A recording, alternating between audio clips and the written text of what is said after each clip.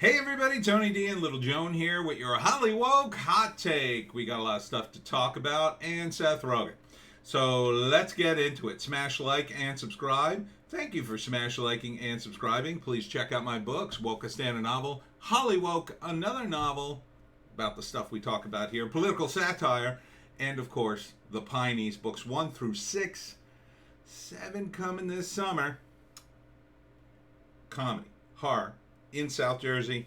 You'll love it. Okay. CNN's Lemon. Republicans are the party of anti-Semitism. Man, he's desperate for ratings, isn't he? I mean, jeez. You're just going to throw that out there? The party that blindly backs Israel for like decades and decades. Oh, yeah, they're a real bunch of anti-Semites, the way they keep pouring money into Israel. They are absolutely not.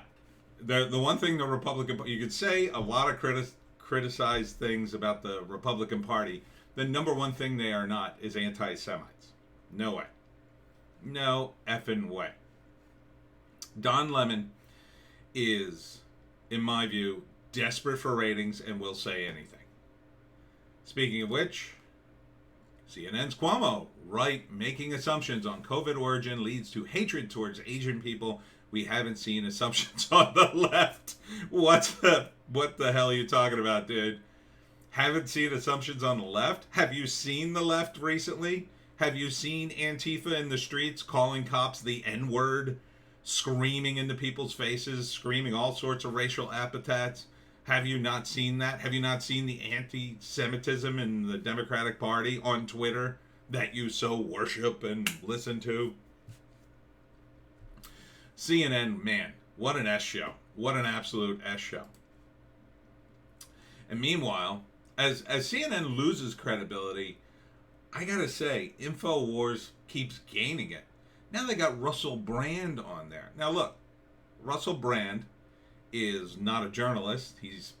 I would call him, he's part comedian, part DJ, part actor, part musician, and he is calling out Hunter Biden stuff. Even he. And he's pretty left, but he's changing. He's getting red pilled.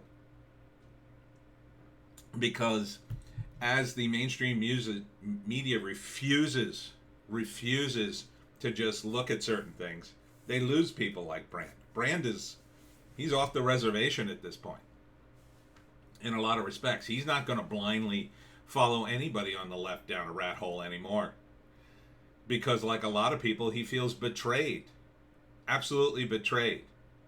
And look, that happened on the right too, but it's different with the Republicans. It's different because, so if you got a Republican legislature and they don't pass an anti-abortion bill, some right-wingers could say, well, you kind of betrayed us. You promised to pass an anti-abortion bill or whatever. But the thing is, when you have the media that's overwhelmingly left and the rest of the country's overwhelmingly left, when you have Hollywood's overwhelmingly left, you kind of, they realize like, well, he tried. He probably tried. You know, not like Mitt Romney tries, but, you know, a regular Republican. But on the left, it's a different story. It's like saying, well, you know, see the guy who has all the muscles and all the weights and, you know, the fastest car. Well, somehow he won. Well, yeah, he had all the advantage. And you can't cry when he loses. But, and that's part of the problem. I mean, the Democrats are desperate now. They're absolutely desperate to keep Hunter in the shadows. To keep Joe Biden propped up, who's falling apart every day. And, you know, you have no further to look than, and I don't want to go off on this tangent, than Biden's own son to see how he would treat the country. If he'll treat his son that way, what's he going to do for you? So that Brand is, look, his mind is blown. And that InfoWars is covering this. And look, they're still pretty wacky. I'm not saying go to InfoWars, but I'm just saying, like, CNN's going down the tubes. They're embracing more conspiracy theories, and InfoWars seems to be embracing fewer. And some of the conspiracy theories they embrace turn out they're not conspiracy theories, are they? So this is the downside for the left of muddying the waters to the point where everything's deconstructed. Well, if everything's deconstructed, isn't InfoWars just as valid as CNN, just as valid as what the president says? And then the leftists go, wait a minute, no, that's not what I meant. The left kind of builds their brand on fighting the right, and when they start winning, they fall apart because they have nothing else, in my view. Hollywood celebrities pay tribute to George Floyd on anniversary of his death, forever etched in our consciousness. Yeah, if you want to keep saying that the video that was edited and not shown in context is, sure. I was outraged when I saw it too. It looked really, really bad. And then when you see the whole thing, you realize, holy cow, this guy was in trouble in the beginning. Oh, wait, Derek Chauvin was trained specifically to do that maneuver. Oh, wait, he didn't really keep his knee on his neck the whole time. He kind of moved it around. And, oh, wait, the toxicology report said he died of a fentanyl overdose, probably. And again, you can argue that he didn't help the situation. The guy's heart was going bananas, but George Floyd didn't take care of himself. He had COVID, he had a heart issue, he was a fentanyl addict, and he was asleep at the wheel in a big SUV. What are cops supposed to do? If you're going to ignore that guy, you might as well not have cops. These guys are just on the bandwagon, and now that they're on, they can't get off. How are they going to get off? They could just stop. They could just stop. But LA is so woke, and everybody around them so woke, and they're so petrified of being called racist. They're so petrified of being criticized on Twitter, they can't stop. If they figure if they keep this train going, nobody can touch it. But it's not true. They are more and more hated every day. They're hated by the right because they continue this. I don't even know. It's more than a lie. It's like a false narrative, I guess you would call it. It's more complicated than just a straight up lie. It's not like the guy didn't die. It's not like stuff doesn't need to happen, but it's a false narrative that they continue to carry water for, and they're just losing people every day. Whether those people get red pilled, whether those people are just sick of this, and they weren't really paying attention to begin with, and that's a problem too. Their audience is very fickle, because I used to be one of them. And they get bored, boom, they tune out, and they could never come back. Transgender 60 Minutes draws fire from left for highlighting detransitioners. Yeah, and kudos to 60 Minutes for even doing this piece, because let me tell you something.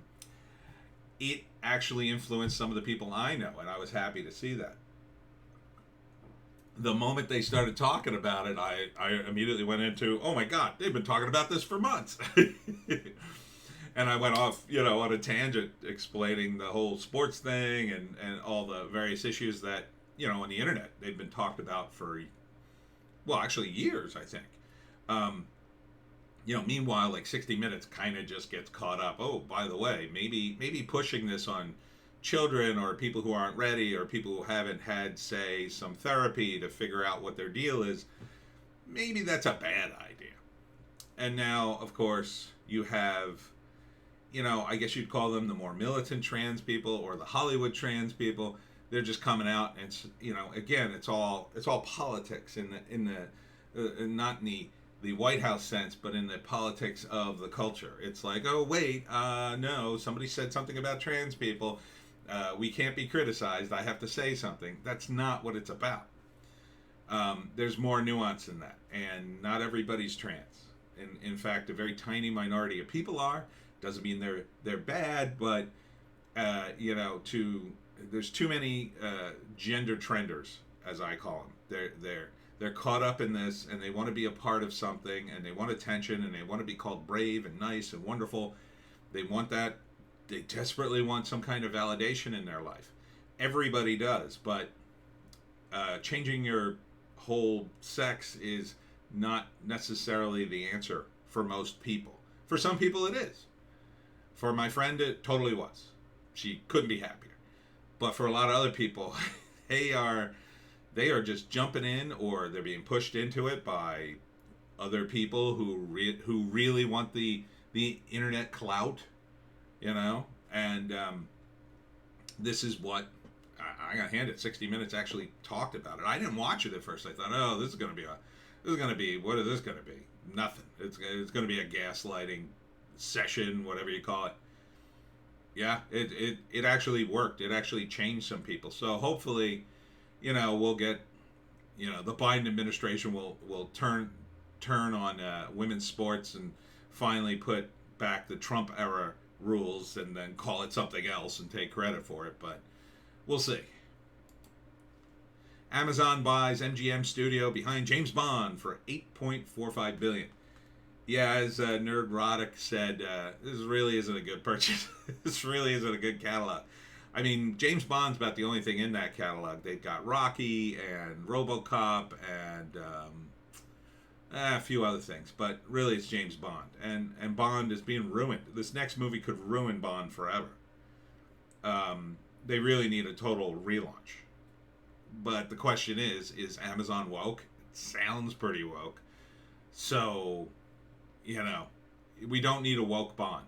Put Bond back into the Cold War.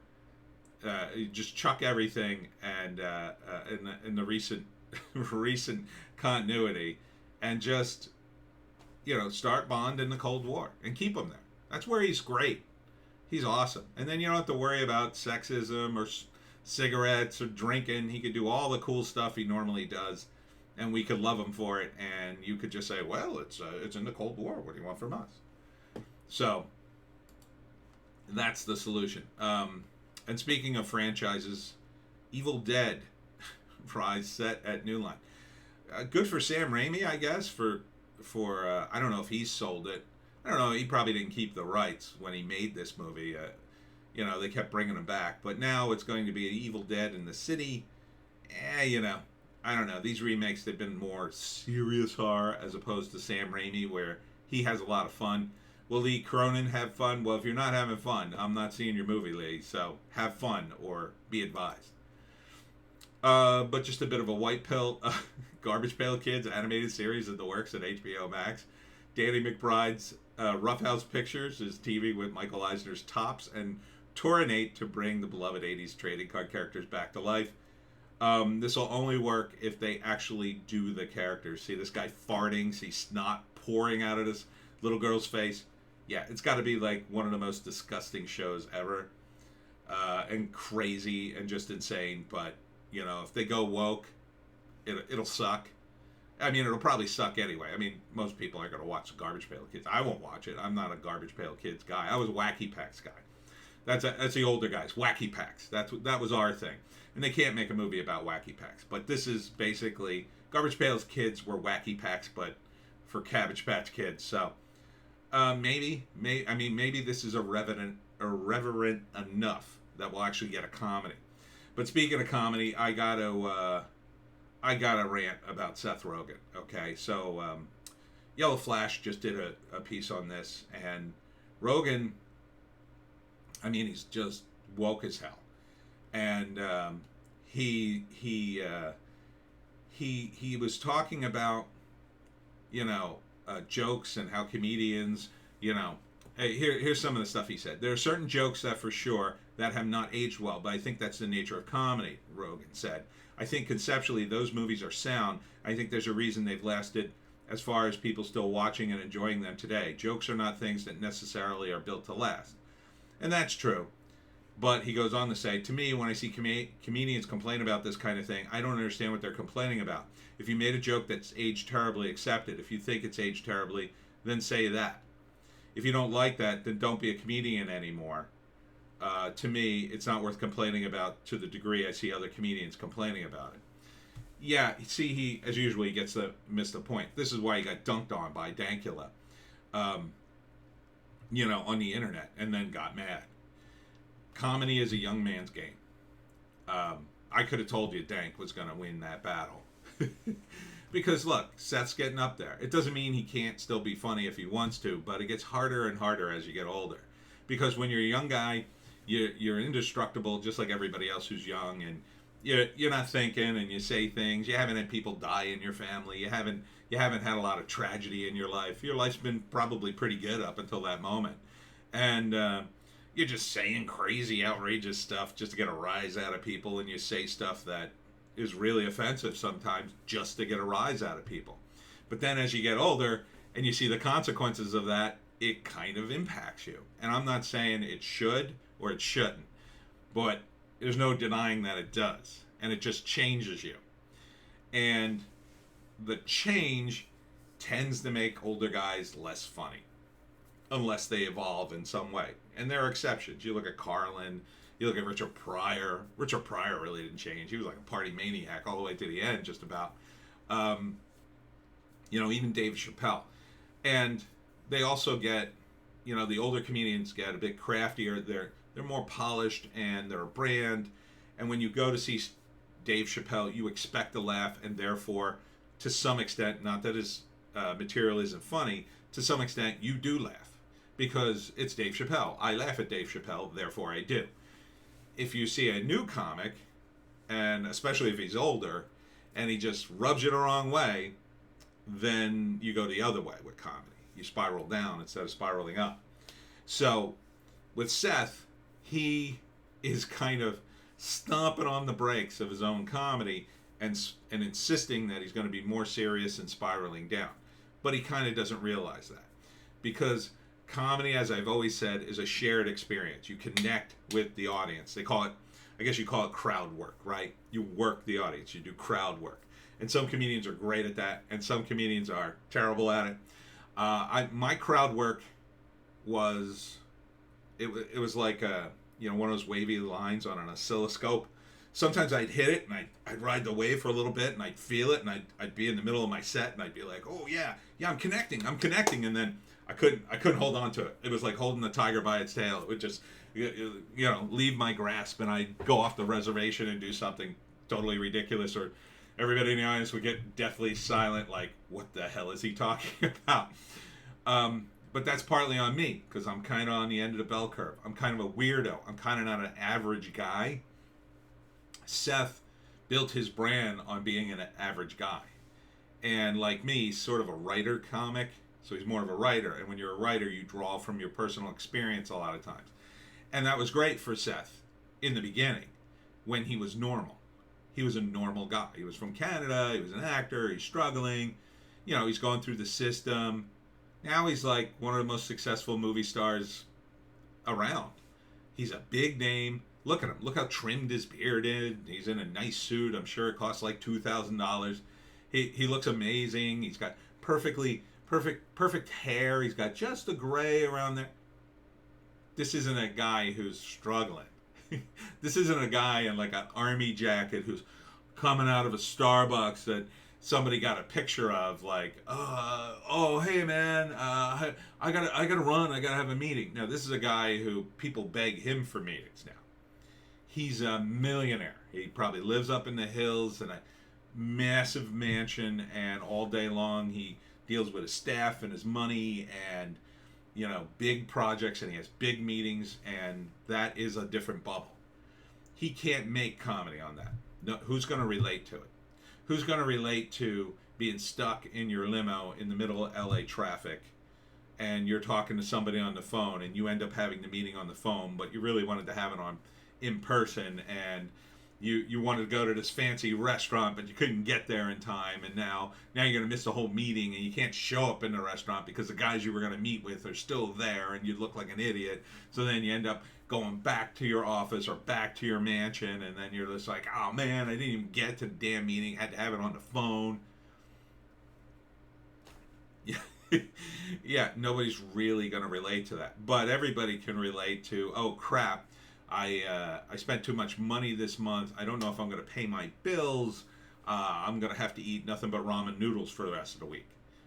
He used to be able to relate to that, and he can sometimes probably draw from his past to get on that. But it's like me trying to connect to the audience. It's tougher and tougher as he gets older and older. So, when he goes on Good Morning Britain and says stuff like, well, those jokes have aged badly. You should acknowledge that and move on like a proper comedian. That's not comedian. No, a comedian would go on. Well, what do you think of what do you think of jokes? What do you mean? What do I think of jokes? They're jokes. Yeah, but if they offend people on Twitter, F Twitter. Who cares? That's what a comedian says. But those comedians don't get interviewed because those comedians haven't been successful enough. Those comedians aren't in the system. Those comedians don't. Oh, you can't say F Twitter on Good Morning Britain, or maybe you can. I don't know. You can't say that on your press junket and maybe piss people off and cost yourself millions of dollars. The studio has a lot of money in this movie, Seth. You got to promote it. You might have to apologize to China like John Cena. Yeah, I mean, you can't be anti-establishment and be big studio movie star guy. That's why big movie studio guys should not pretend like, oh, hey, I'm just a guy promoting my movie. No, you're not. You are a brand backed by millions of dollars in advertising and all kinds of things. And yeah, look, the people who work on those movies, they want money, they have kids, they have families, blah, blah, blah. But they're all rich too. And, when you're looking at your, do I buy this private island or my third house so I don't have to sleep in a hotel room when I go to Florida? Yeah, you're not in this world anymore, Seth. So you can't pretend you're like the average schlub who smokes some pot and might get fired by his boss. You're just not that guy anymore. And you've been impacted by your riches because now you're like you have an empire to protect. And you have to protect that. Look, everybody did it. I mean, Howard Stern, he lasted a long time. And one of his things, though, was he didn't want his audience to know how much money he made. Because he knew, once they knew how rich he was, they were going to start to go, wow, Howard's really got a lot of money. Is he really a regular guy? But despite that, Howard still struggled to constantly bring truth to the table in his own life and his own minutia. For a long time, it worked. I listened to him in the 90s and 2000s, and that was kind of his heyday. And he was still a millionaire then. He was still riding to the show in a limo every day, and but he had Ronnie the limo driver on. But now now I think a lot of these guys, they can't help but lose their edge. I mean, once Howard married a supermodel. I mean, really?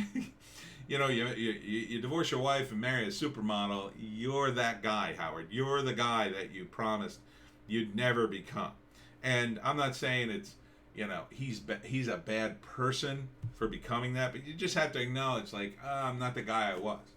And when you acknowledge that, you can make a decision. You could decide, well, I'm not going to do comedy anymore. Maybe I'll do something serious, and I'm not going to sit on my soapbox of comedy and lecture people. Or, if you're going to stay in the comedy biz, you got to take your lumps, man. And right now, almost none of these guys are willing to take their lumps. I mean, a few of them are finally coming out against cancel culture now that the tide of communism is like right at their back door. They're like, oh, maybe I should speak out about this. You're a little late to the party. You should have been doing this back when people were getting canceled, so you could have stopped the cancellation sooner. Now you got a much bigger problem on your hands. And a guy like Seth is part of the problem. You need to red pill this guy. Or he's just going to tank his own career. He'll be in movies 5 years from now, and people will go, oh, who's this guy? He's such a serious actor. Oh, that's Seth Rogen. He used to be in comedies where he talked about his penis. And people go, what? Really? Yeah. Young people will be like, oh, yeah, he's so serious and preachy. I don't like that guy. Meanwhile, there'll be some young, up-and-coming guy who will be like crazy and wild that people will go, that's a cool guy. I mean, even if you look at like Pete Davidson, Mr. Tattoos and, willing to go naked in a sketch. not all that outrageous in my view. Already, he's so friggin' famous. Probably so friggin' rich that it's probably damaged his comedy to a degree. And it's a real struggle for these guys, I think. So, should Seth Rogen be the representative talking about cancel culture? No, there's no chance Seth Rogen's going to be canceled right now. I mean, actually, there is a chance. There's always a chance. Anybody will be canceled. But right now, no. He is towing the party line. He's known as a woke guy. He is low on the list of targets, unless he does something, even more stupid. He'll get to go on Jimmy Kimmel and Oprah. He'll get to go on Good Morning Britain. He'll get to go on all these woke shows. He'll get a book deal. He'll get the TV deals. He'll make tons and tons of money, as long as he doesn't cross that line. But he still might. He might do it unconsciously, think, oh, this will be funny. And then they'll be like, oh, you crossed the line, Seth. You're not woke. You're not woke. What? It's me. It's me, Seth. You all love me. I don't understand. Why is everybody canceling me? Because that's exactly what happens.